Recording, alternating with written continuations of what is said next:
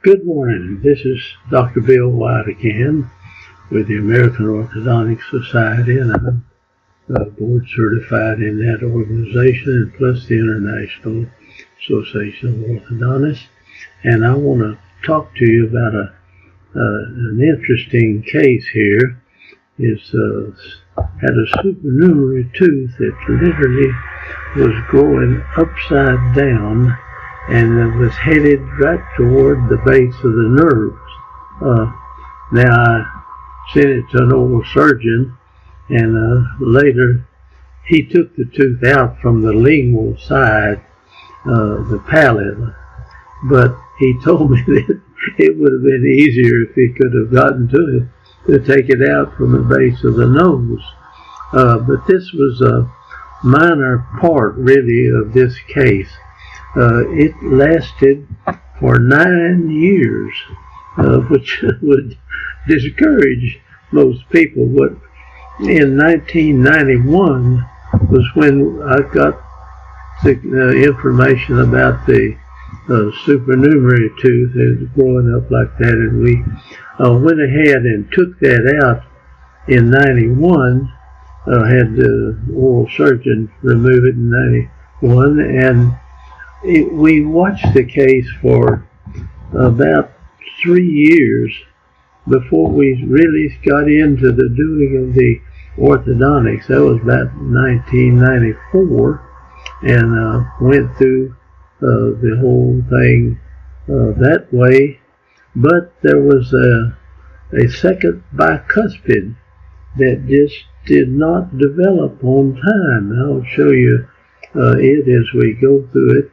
And that's what kept us in the case till 1999 before we finished. So it's a long-lasting case.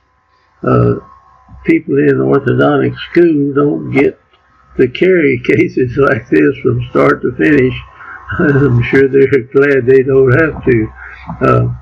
But you realize you have to be prepared to take care of these cases. So it's hard finishing up an orthodontic practice. You know, you never can get through everybody at the same time.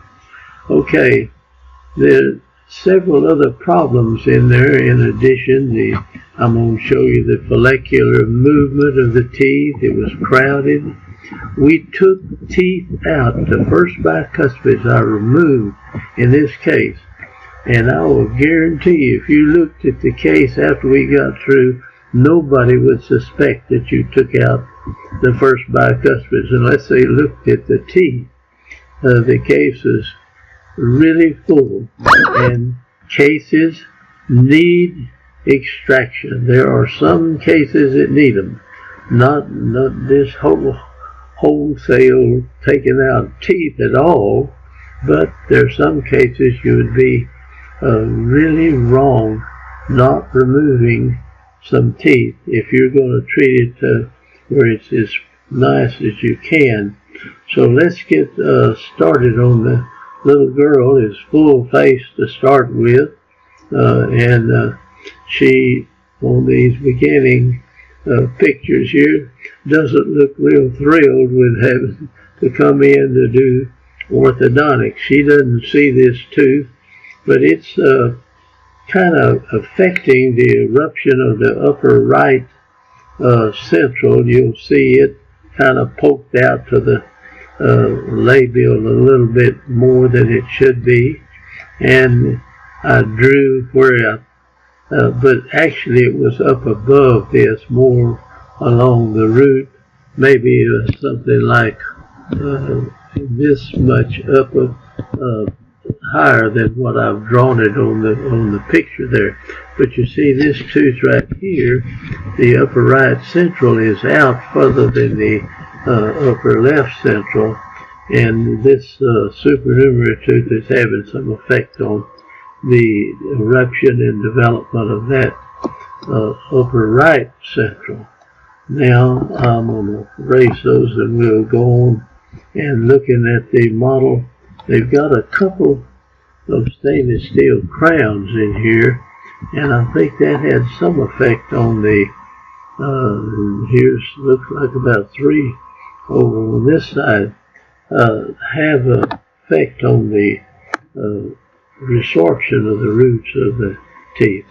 I've got a lot of pictures here, and I'm going to try to get through this in a reasonable length of time. And you can see this central is out. So this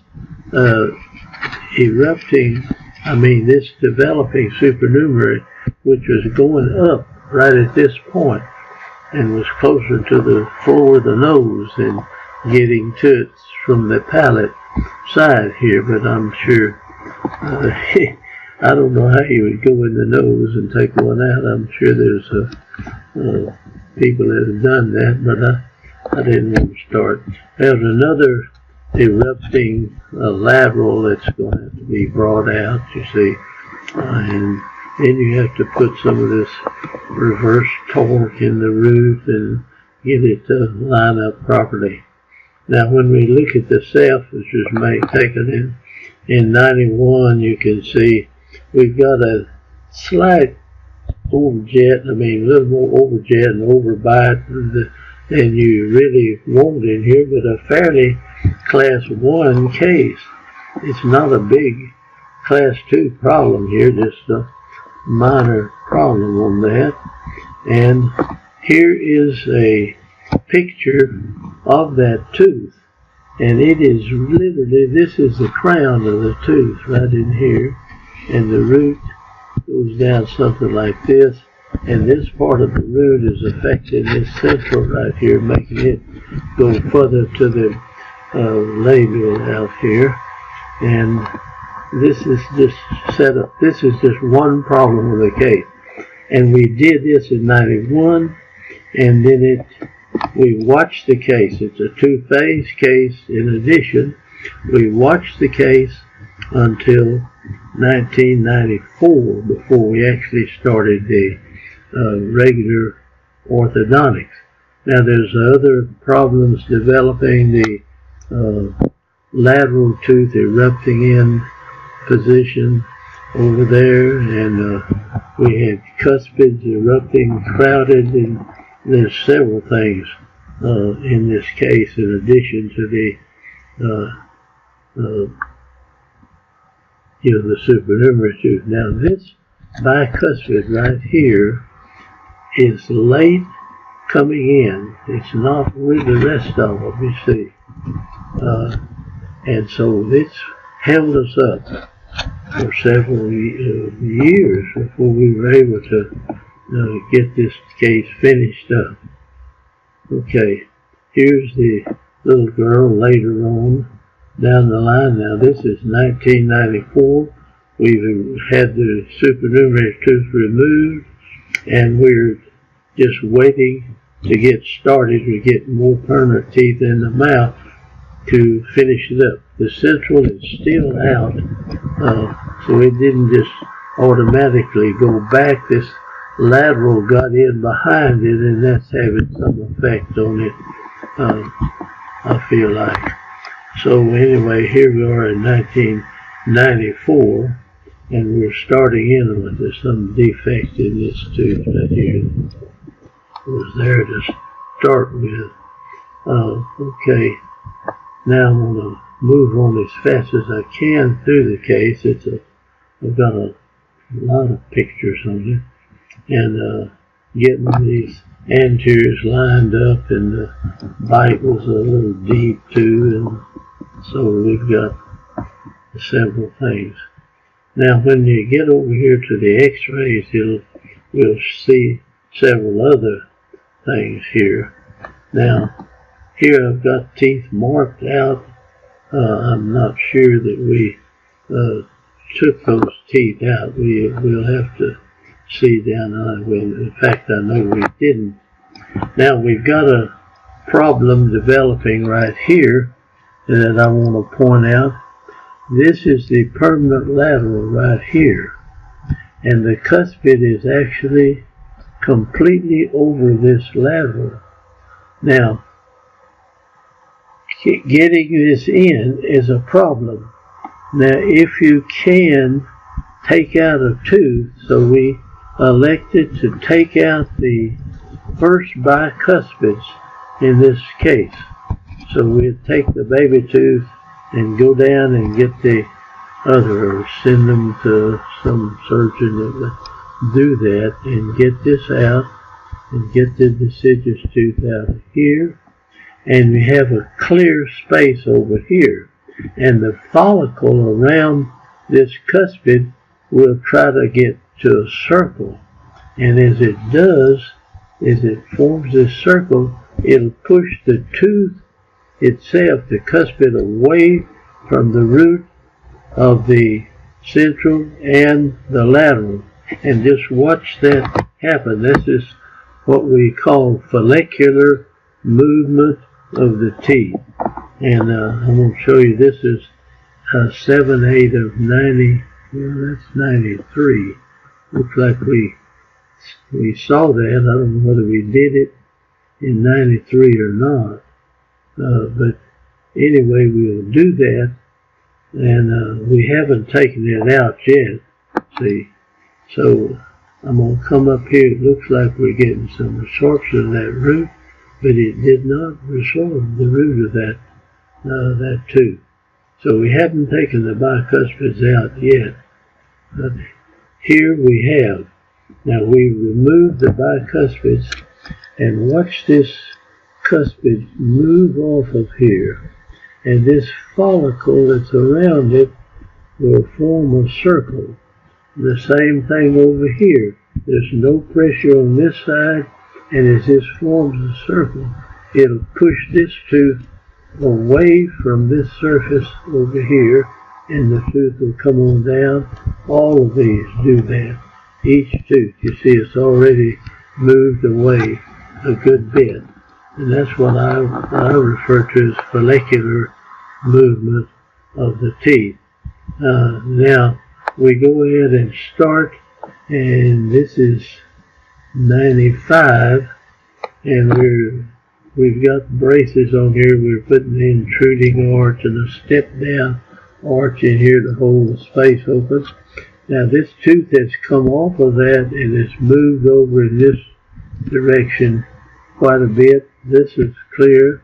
This one, everything except this one tooth right here is free to erupt into the mouth. And we've got these teeth, we've rotated them, turned them around, and have them lined up pretty well. We have a step down arch, and I see we are trying to intrude these teeth at some point. So this arch right here would probably be down here. We raised it up and hooked it onto these teeth, so it's intruding these teeth. It's working off of this 6-year molar right there. Okay, we go. Let's see what happens here in the next picture. All right, the cuspids make it in. All of them are pretty much in. We'll have to rotate some. We got some crowding over here. And this is this late erupting tooth. And the others are in and everything. And this is 19, this is 11 of 95. It's nearly 96. See at this point. And I can't see her age there, but anyway, she's getting on up 12 years or more. And the 12-year molars are in on this side and this side. And these are wisdom teeth that she has. And we've removed bicuspids in here, the first bis, and we brought these teeth further forward than they would normally be, and the wisdom teeth have more room. And we try to save the wisdom teeth. We always try to save wisdom teeth if they have room on the jaw.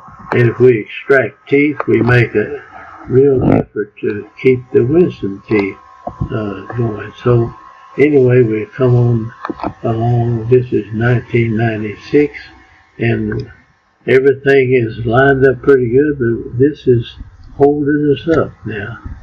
And this thing is not absorbing. Let me erase those lines. You see, it's not eating the roots away properly. Actually, you should have the root being eaten away way on down here. I think I've lost my little marking pen. I'll have to go get it back again here. And this normally your absorptive cells would eat away the root way out in front of the erupting crown, and when the crown gets up against that and they're not absorbing good, so you see that and recognize it, go in and extract the baby tooth, especially when you've got them in braces and you can hold the space open and let this tooth be free to come up. Don't let bone grow over the top of that tooth either, and free it up where this tooth is easy for it to erupt up, and that helps speed them up somewhat. And you can actually hook onto them, but don't pull on them too hard. You can get them up in here and get the tooth in this space and let the rest of the root develop and go down as it develops. Normally the crown rises as the root develops, but you can hold the crown and force the root to develop going down to save time in a case like this sometimes. And it's just 96 now, see? And so we're going to get tired of these braces. We got the tooth out, and this has started growing down here, but the crown is not rising. The root should end up about the same as the roots over here, see? This ought to move on up in there, and it eventually does. But we stay in there with the case for a long time, and now there's 1997, and the bicuspid still has not developed, but the thing has risen some, and the developing part of the root is about where it should be in here. Now, the previous picture, it was down like this. It was down below this. So the thing has drifted forward in there. And you see how it's, the end of the root is right about where this is. Now that's 6/10 of 97. And you hate to just stay in there, but if you come out, you got to do something to get this in. You might go in and attach something to it and raise this tooth up, or help finish it a little quicker. But we've got a lot of room back here. Now this bone structure will be out labial to this crown. So I think I'm pretty certain that we got the wisdom teeth in the mouth. And this is an extraction case, so we wanted to. Alright, here we are in 98, and the bicuspid is all the way up in place. The root hasn't finished closing up in here, and we'll get the rest of this closed together and get ready to start finishing this case up. And that's 98. Here we are in 2 of 99, and we've finished, and we've got our 3-3. So it may not have taken all the way into 99 to finish the case. Now that late erupting tooth looks perfectly normal. Now this one over here, we've got it. We should have put some tip in this root and brought it back, and this crown would have looked better. So I'm not perfect in any way, but these teeth are erupting in there, and I think this one will make it. It'll come in and set right back in here, and that'll be to the lingual. Of course, this one won't have any problem coming in. The ones on the right side of the mouth definitely would make it, and I think the ones on the left will also. So this is the case at the end. Now, here we see this young lady, she's still in braces. We had that step down arch, and we were bringing the rest of the teeth in. The rest of this is more or less routine orthodontics. I'm planning to trim this tooth just a little bit to equal. See, this is up above that, so we can trim this tooth up a little bit and do some what we call cosmetic grinding of the tooth. The cosmetic reduction, I think, sounds better, and finish the tooth out, make it look a little prettier right there. We try to do that on the cases. Here the cuspid is coming through. They'll get in, and we have to rotate them and turn them around. And she's kind of accepted this a little more. She's been wearing them long enough that she wonder be screaming to get these braces off, you know. This is 96, and she doesn't realize how much longer she's going to have to do this. Now, she doesn't brush her teeth as good as I would like for her to, but it's pretty good to wear these braces that long and not have more decalcification around the brackets anyway. And this is that bicuspid that is giving us the problem right here. We want to extract this thing and get it out of there and clear the space for that tooth. This wire and the hairs are kind of interlacing. It keeps these together real good, and you don't have to change it every time you adjust your arch wire or take your arch wire out. You see, you use that. Now we're using the little class 2 correction over here, you see. And I don't ever tell anybody or have any set rule, well, we use this size, this time, and this size. I mean, everybody's different, and you put a force on there. You look at it, you just don't put too much force. You can measure this with your doctor's gauge and tell exactly what force you have, but there's no straight force that I can tell everybody, well, when you get this situation, use this size elastics so many days or so many weeks or whatever. This is ridiculous. Everybody is different. It takes different forces to move the teeth, and so don't try to memorize a certain size elastic, a certain time, and how many weeks, and all this. This, to me, is not correct, really. You look at every case, how it's going. Now, if the cusps are locked in, put a little acrylic pad on there. That'll unlock it, makes it slide past much easier. I have a whole video on that. And you can actually take a class 2 elastic and push the jaw back, you know, and stuff with the headgear, make the TMJ problems. Okay, we need to close up the space in the case, and we've got plenty of time working on that. Now, when we finish up the gingival tissue, she really should brush that better, and that's inflamed.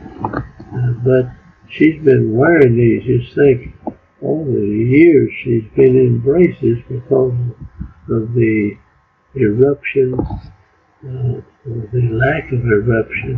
Now this cuspid here is bigger, you see, than this one, so it interferes with your interdigitation and also your midline and different parts of the case.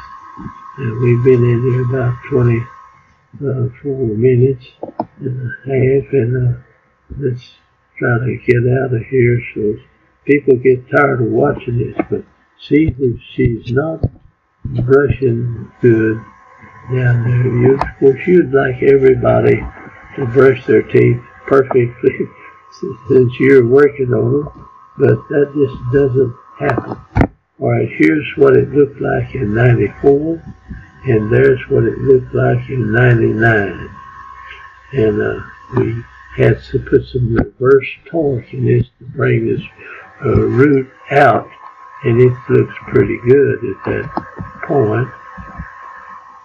Now there it was to start with, and the root was back in here. And when we turned it around, the tooth was torqued out too much. Now it looks pretty good. It's coming in there pretty good when we finished up. And I may have trimmed this tooth a little bit, but I can still trim a little off right there and make it look nicer. But this gingival tissue is what kind of worries me. I want to take better care of that. And this is the other side of the mouth in the model. And here we've taken the tooth out and we put it together. And you can see some little decalcification rings around the brackets up there where she's let that stay in and decalcify slightly, but you don't want to really notice that much. Now when you look down on this, and we've expanded it, we took teeth out, and yet it's bigger than it was to start with. See, let me close that up. Now, here is the retainer in there. She had a little bit of a deep bite, so we've got a bite plate on the retainer to hold it.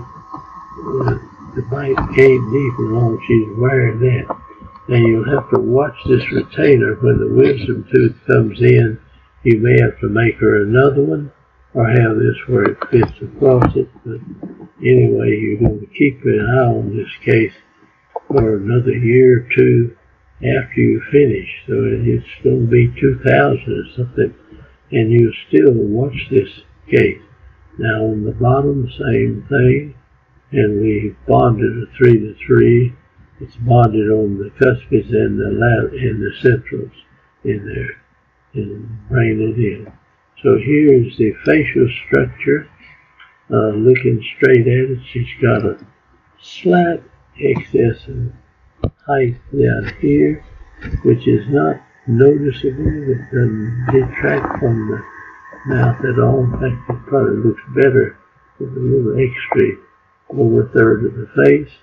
And now we'll look at the smile, and the lip line is good. The teeth, you can see teeth way back in the corner of the mouth. I think that's the, let me see, let me go back. Okay, now this is an extraction case, and I'll tell you, if you did not tell them, nobody would suspect that you took teeth out on this case.